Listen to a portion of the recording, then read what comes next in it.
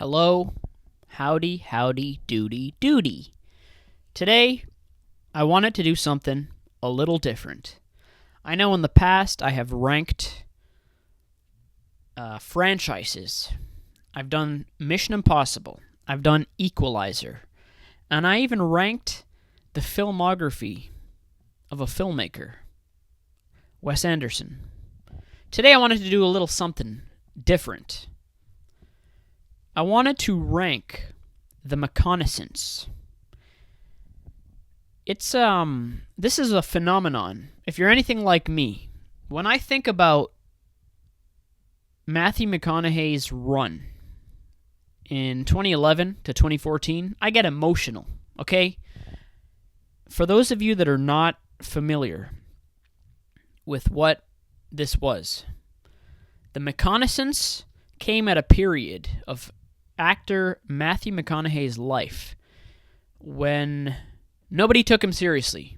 Okay, that's not to say he was not a good actor and he wasn't, still working in minor ways. He was in a lot of romantic comedies at the time, and I believe he took a brief stint off to find himself and think about his poor choices in life. And then he came back, and then he hit it hard.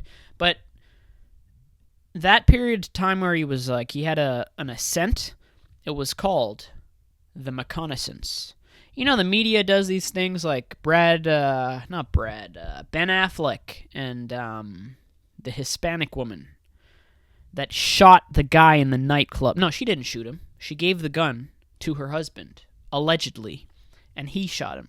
The media will come up with these nicknames for these people. So for Matthew McConaughey's epic, historic, and I will say again, emotional run, they titled it, affectionately, The McConaissance. Now, anyone that lived through this and is like a film person, it's a big deal, okay? You're going to remember this fondly. And, as I get older, maybe I'm becoming a bit more of a twinkle toes. I'm becoming more sentimental in my old age. But when I think back to this, to me, the more I think about it, this was the equivalent, the film equivalent to... You ever hear guys in the 90s talk about Michael Jordan and the Chicago Bulls? To me, this is what Matthew McConaughey was in 2011 to 2014. And it's just, especially as a man, you get older and you realize there's certain things that are out of reach for you, and it's not going to happen for you. Seeing a dude be treated as he was by film critics, movie fans, everyone, nobody took him seriously after a certain point. And then watching his historic comeback and rise, it just does something to you. If you don't feel something about it, then you're not a person. I'm drinking some Yorkshire tea. Some of my viewers have left comments and asked, "Hey Larry, what's in your cup?" That's not true. No one has ever asked me. I don't get more than a certain... Nobody's watching. I'm doing this for myself. My cat is sleeping. He doesn't even care about what's going on right now. So, I also want to apologize because my computer is not functioning as it should. I have a 2021 iMac M1. So, I've had it for just under 4 years, and just the other day it shit the bed. The screen has a gray bar in the middle of it. I contacted Apple, and they refused to take accountability for their actions. Apple's acting like a hot girl that you're on a date with, and she said something racist, and you call her out for it, and she refuses to acknowledge that she said something unsavory about Mexicans. So I have to apologize. I don't even know if this is going to record properly. Like, I'm looking at an LGBT rainbow on my screen as I do this. So I'm navigating through some uncharted territories here, okay? I can't see what I'm doing. It's like driving at night in a country back road area.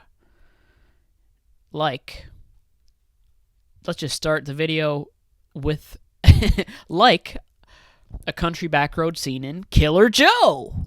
Killer Joe, I would put it as S tier, which is another way. Perfect. Perfect.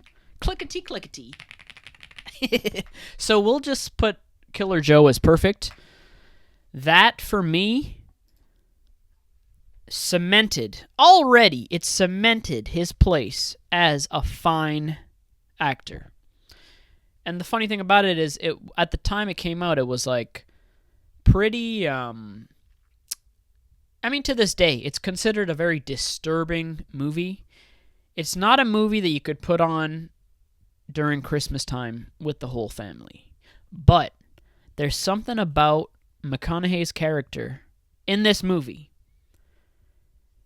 Talk about a comeback. I mean, to go from the guy who's doing romantic comedies, it's almost like McConaughey said to himself, you know what? I need to pick something that is going to make people right out the gate look at me as a different species of actor. I want to be taken seriously here, okay? And Killer Joe, it's just a great movie. I mean, rest in peace to my boy, Friedkin. One love. Yeah, he was a great director, and, you know, Killer Joe is just... I don't think it gets talked about enough. I think the movie is so disturbing that it does not get talked about enough because people are afraid to bring it up in polite conversation. People are afraid to acknowledge, like, yeah, I watched the movie where a woman blows a chicken wing, and I'm not even going to say it, okay? I'm not even going to go on there. And then, of course, you know, Emil Hirsch, he's had his problems with women in real life, so I guess people want to distance themselves. But Killer Joe does not get talked about enough. And maybe on another day I will do another, like, an Emil Hirsch ranking video, but I think he is also a very underrated, underused actor. He's been coming in a lot of, like, to quote myself here, underrated bangers as of late. What happens to these guys that get canceled, like Shia LaBeouf and all these other dudes, is it pushes them to seek work outside of the mainstream, and then they end up doing crazy shit like Shia LaBeouf was in that David Mamet movie. Pretty good, not gonna lie. Okay, so let's get back to the topic here. I have ADD, I'm sorry, but, you know. So, I'm going to be all over the map here. Right off the bat, I should just say this. I have not seen Magic Mike, so I'm going to put that as a D. However, that is part of the McConaissance, because I'm not familiar with the movie, but I'm sure that he has a part in the movie that's a big deal. So, I'm going to put it as D, but it's not because the movie's bad or anything. It's just I didn't see it because I'm not gay. No shade to people if they did see it or whatever. It's just it's not something I ever got around to. So let's just fast forward. Paperboy. This movie's not bad, but in terms of, like, relatively speaking, I would put it as a C, okay? It's a good movie. You can watch it once, and then you never have to watch it again. Nicole Kidman is a good-looking woman, not gonna lie. Even with the shit pumped into her face, the unnecessary chemical shit, good-looking woman, not gonna lie. Good movie. I mean, it's one of those movies where I don't even really remember it, but I just remember enjoying it at the time for what it was. Now, Mud. This is where we start to see the beginnings of a historic run. Mud is a solid Solid B movie. Some of you might disagree, then you might rank it higher. I don't think anyone would rank it lower than B. If you would rank Mud lower than B, I don't think I would want to be friends with someone that negative with poor taste. Because Mud, let me tell you something. When I saw Mud, my father told me, he said, listen, let's go to see a movie today. The only thing that I know about it is Matthew McConaughey is in it. It's called Mud, and it seems to be getting decent reviews. Let's just go. So I just went, and it blew me away. All right? It's one of those movies that's like slightly better than a TV movie, but not so good that it should be playing at 90 million screens. It's one of those movies that you watch in the summer, and you're like, wow, this could have come out in like Oscar season, and it would have been nominated for at least one or two categories. So I'm going to say Mud is pretty good. Now, Eastbound and Down, again, I am going to rank, and by the way, I'm including the TV shows, the television appearances during this time. That just shows you how prolific, how wildly prolific this guy was during this time. I'm telling you, Michael Jordan, Chicago Bulls, 1992. I don't know anything about basketball. I just made up a number there. I think that's right. Is that right? I'll look it up some other time. Or maybe someone will leave a negative comment to say you were wrong. It was actually 1989 and blah, blah, blah. You know? You get what I'm trying to say here. So, yes, his work spanned across film, but he did there were television appearances too. Eastbound and Down. I'm going to rank it as C, not because I'm not the biggest Eastbound and Down fan ever, but it's because in relation to what he later did, I don't think anyone is really thinking about his appearance in that show over his other work. To give you an example, to jump ahead a little bit, I'm going to rank True Detective as number one, head of the class, top notch, greatest thing he ever did. To this day, his character is quoted. Listen, you want to know how great a television show or how good a piece of writing is? Okay, first of all, the writer of that television show was accused of plagiarism because I think it was proven that he did. And that character is quoted and set off a whole bunch of memes more than a decade later. People are still using Rust Cohle to comment and, joke about certain things. So it's people know when they're watching history unfold. When True Detective was being released, I just remember coming home from school one day, and I hadn't watched like the first couple episodes, but I watched like that day when I started watching it. I watched 3 episodes in a row, and then I was like, I could feel like there was a shift in me. I was like, I just watched something that has changed me. Not every piece of media is going to be one that changes you. But once in a lifetime, you'll know it. You'll know it when it happens. You know guys that have like wives and girlfriends and stuff? I've never had one of those. But they say when you're in love, you'll know. When she's the one, you'll know. A piece of media can do this to you, okay? And True Detective, I remember that day, that fateful day. I came home from school. You got to wake up at 5 a.m.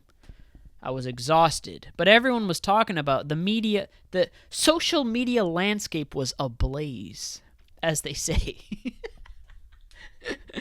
I don't know why that made me laugh. It's just fun to talk like in a way that I don't actually talk. So I sat down, I was like, what is this Yellow King, Sun King business that, people keep talking about this movie. There's a long take in it. I know that. It's HBO. All right, fine. Let me watch it. So I sat down and watched it. 3 episodes. I watched back to back to back. And I was locked in. That phrase didn't even exist at the time, but I was locked in. And anyway, I got up from where I was sitting down and watching, and I was like, I could feel that there was a shift in me. I knew immediately I had never seen a character like Rust Cohle in any piece of media. I don't think that Rust Cohle is comparable. Is that how you say it? I'm going to go with that.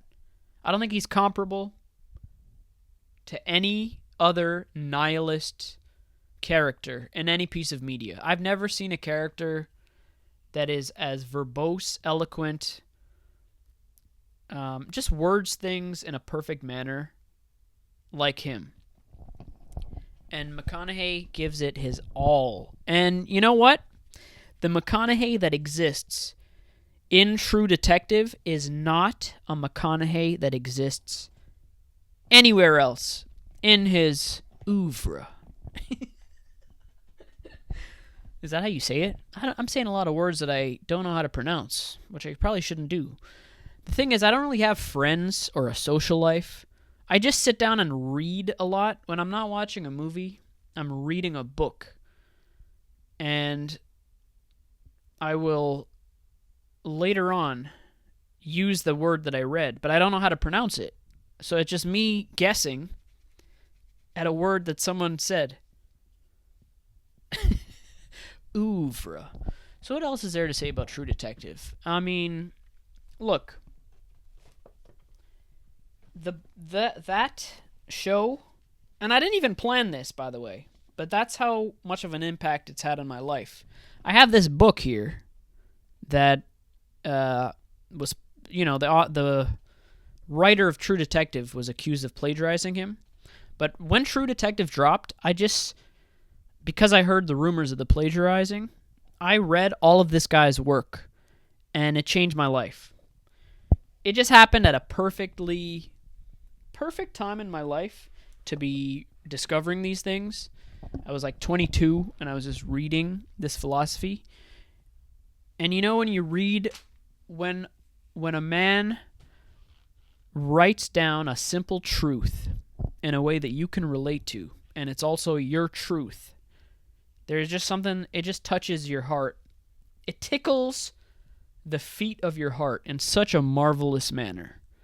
And that's what True Detective, or I should say that's what Rust Cohle in True Detective did for me at the time. There's a passage by Sioran in which he writes, it's the title of the passage is Nothing Matters. Look that passage up and read it for yourself. It's such a beautiful piece of writing, and that worldview, you can see it through Rust Cohle throughout the entirety of the show. The only thing I will say is this. Spoiler alert if you have not seen Season 1 of True Detective. I do not care for what they did with Rust Cohle in the last episode. Personally speaking, I don't think that he would have switched his worldview on a dime just like that. I think it's stupid, if I'm going to put it harshly.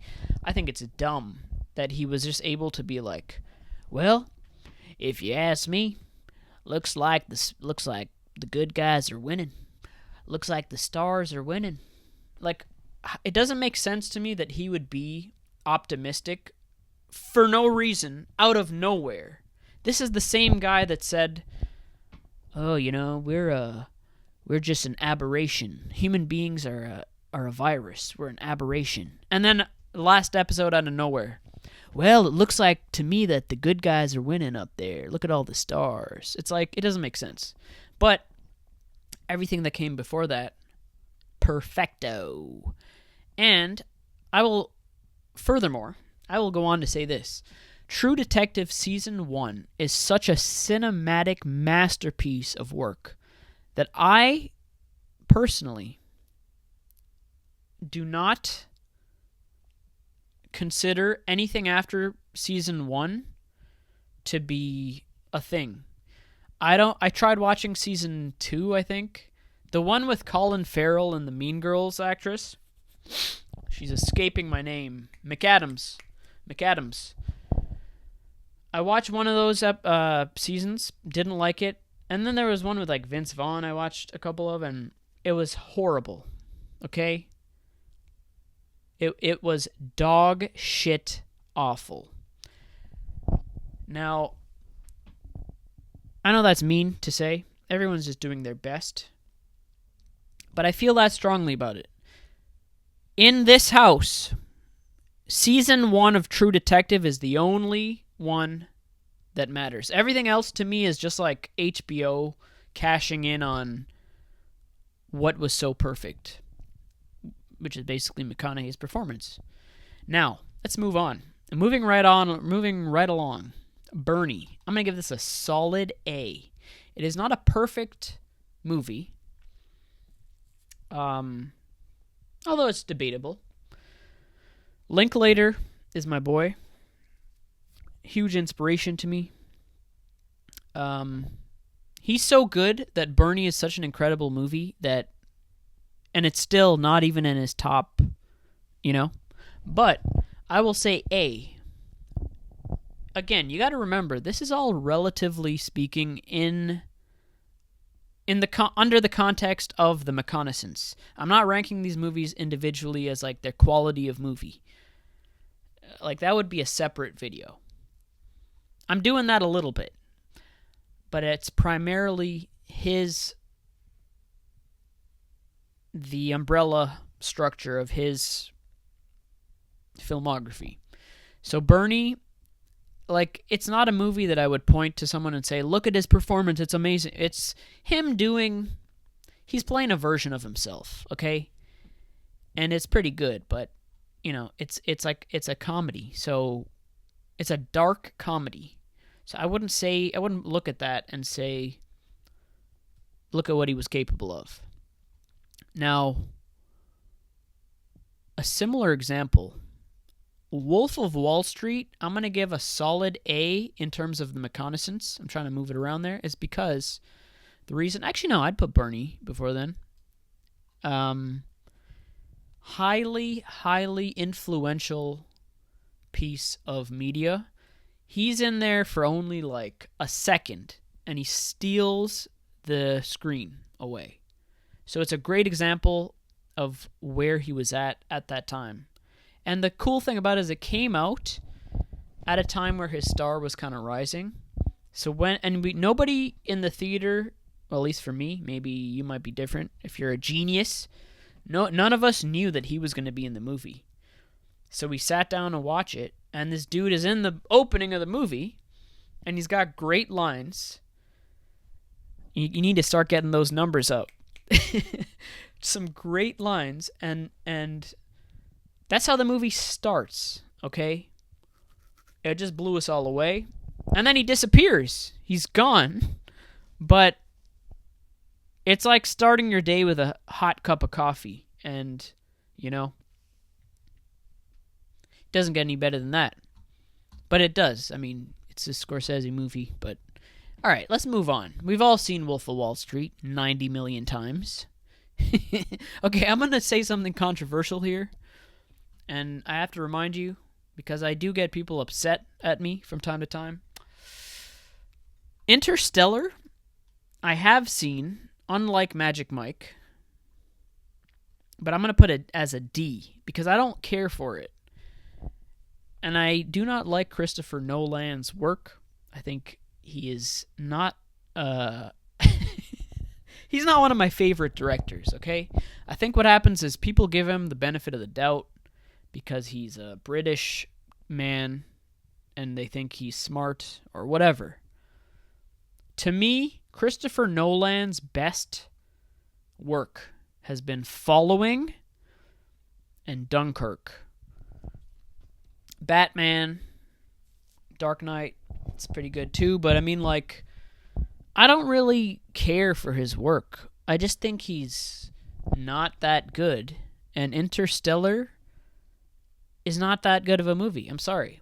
I know I'm going to upset a lot of Reddit people out there. To me, he's like the Reddit director of our time. And I don't know, there's better people out there. There's better directors out there. I could probably shit a better movie out of my ass than Christopher Nolan. And I have. If you want to see on my YouTube channel, I have made a short film that has 700 and something views on it. I think that movie is better than Interstellar. I've never been nominated for an Oscar.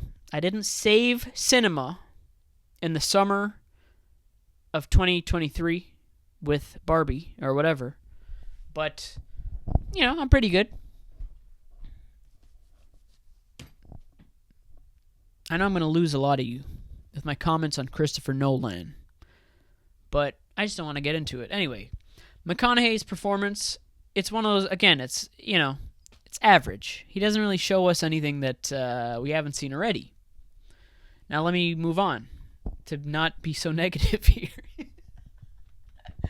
It's really funny to be negative about like an actor or like a movie's performance, or like a movie or a director, because no other job, like you wouldn't go into like a library and be like, this librarian sucks my ass. 0 customer service skills. He has body odor. And his heart is not in it. 0 out of 10. Okay. 2 more and then I gotta go. I gotta get my 10,000 steps. Let me see. How many steps do I have so far today? I only have 3,086 steps at the moment. So I have quite a bit of work to do. That's like 30% of the work. So I have 70% more work to do today to get my 10,000 steps. And I'm sitting here talking about pontificating about Matthew McConaughey because it was just such an emotional time for me just to watch this great actor. People talk about like old ass people talk about, oh, I loved Cary Grant and this, that, and the other. I loved Humphrey Bogart and this, that, and the other. To me, this is what that was. It was just like, I'm watching history. My children, if I can find a woman that will allow me to impregnate her, and their children's children, if they can find women that will... Sorry, I'm getting a little too hyper here. I'm going to take a sip of Yorkshire tea, and then I'm going to finish the video. Other YouTubers edit and cut their videos. But for me, I know that nobody's watching anyway, so I don't really care. So, okay. Dallars. I was trying to say Dallas Buyers Club, and it got mixed up in the sponge matter. The wires in my brain. Dallas Buyers Club. I am going to go ahead, and I'm going to put this as a solid A.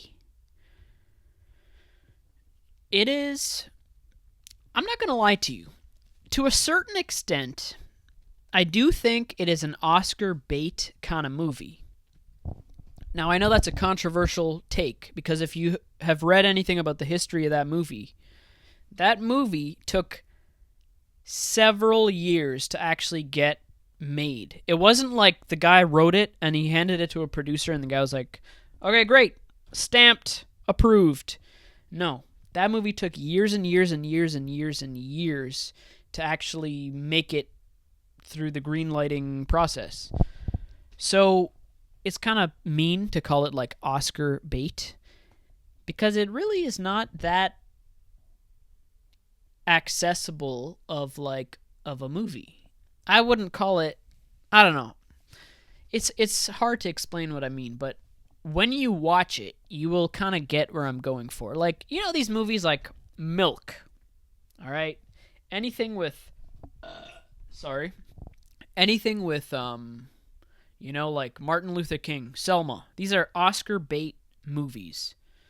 Now, Dallas Buyers Club, very Oscar baity.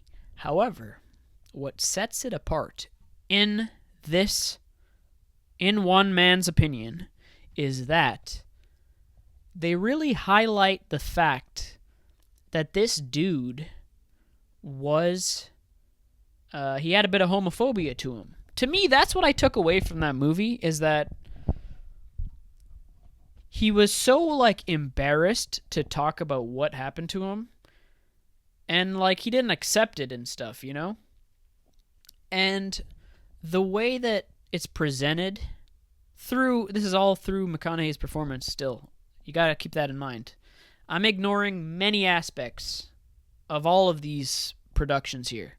So it's, again, I have to remind you, it's filtered through McConaughey's performance in every single piece of media that I'm discussing here today. What I liked about his performance in this movie is that he really goes for, like, an old school Al Pacino method acting vibe here. It's like, again, he's showing the world, look at how much weight I can lose, and look at how I'm delivering all this stuff perfectly. And I will say, again, the Matthew McConaughey that exists here, it doesn't quite exist in other pieces of media. It does a little bit, but not. It's like they took his character, you know, it's like they took Wooderson in Dazed and Confused, and they were like, what would happen if that guy was forced to get, like, really sick, and then we remove the comedy, and we have to watch this guy grapple with understanding his own mortality. He has to deal with his homophobia. There's a lot of deep stuff happening in this movie. So, on one hand, it is an Oscar bait type of movie. But on the other hand, it does some pretty cool things. And his performance, I gotta say, he deserved the goddamn Oscar. Now, last movie, Lincoln Lawyer. I'm gonna put it again, solid A. Solid A. I'm not going to go so far as to say the Matthew McConaughey that exists in this movie doesn't exist anywhere else. He's playing a version of himself.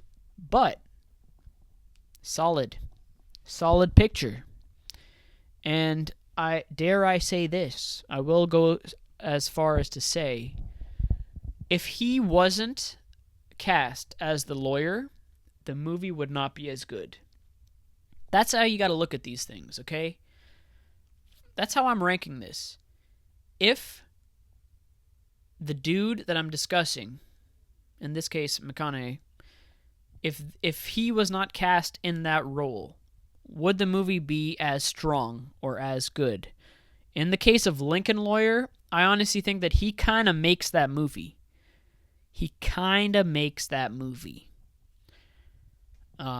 I'm trying to think about what other things can I say. Oh yeah, I wanted to say about Dallas Buyers Club. To this day, whenever I get like a headache or something, I still describe it to other people as like, oh man, I'm getting like the Matthew McConaughey AIDS sound effect in my head right now. It's just a very strong, accurate assessment of what it's like to feel like, you know, off kilter a bit. So, yeah, I mean, in terms of Oscar bait movies, Dallas Buyers Club is one of the best. It's one of the better ones. So, timelines. What did I want to say about timelines? I'm all over the place here, okay? 2014, Killer Joe, I believe, is 2011. Could be wrong about that. Dallas Buyers Club, 2014. This Wolf is 2013, Christmas. Mud is 2012, I believe. I'm doing this all from memory. Interstellar, I remember, is 2014. Paperboy is 2012. Yeah, so just to wrap up here. The crazy thing about this all is that we were just watching this, and it culminated perfectly in 2014. And I think everyone that was watching this knows that we were watching history. There was something in the atmosphere about this guy that I don't think we're not gonna see it for a very long time. An actor that had pretty good credits before, and then he kind of fizzled out, And then no one took him seriously for a while. I got a burp. I think that's my sign to wrap up here. So yeah, that's the McConaissance. And I haven't even discussed my favorite Matthew McConaughey movie of all time, because I would not categorize it as taking place under the McConaissance. But The Beach Bum. That is one of my favorite, no, the favorite McConaughey movie of mine. But that, came years later, not under his historic run. But I do think he has potential to do another historic run again. It's just that there's not good stuff out there for him. I don't know. Maybe there's not. Maybe I'm wrong. I hope that we can see another run like this again. If not with him, with someone else. You know who had a similar thing? Jennifer Coolidge. I haven't seen White Lotus, but when opportunity meets your talent and you're like a bit seasoned as like a performer, it's an emotional thing to watch as the audience. All right. I think I'm belaboring the point here. So that's it. The end. Thank you. I have to get my 10,000 steps, and I think I'm going to go watch How to Train Your Dragon. Yeah.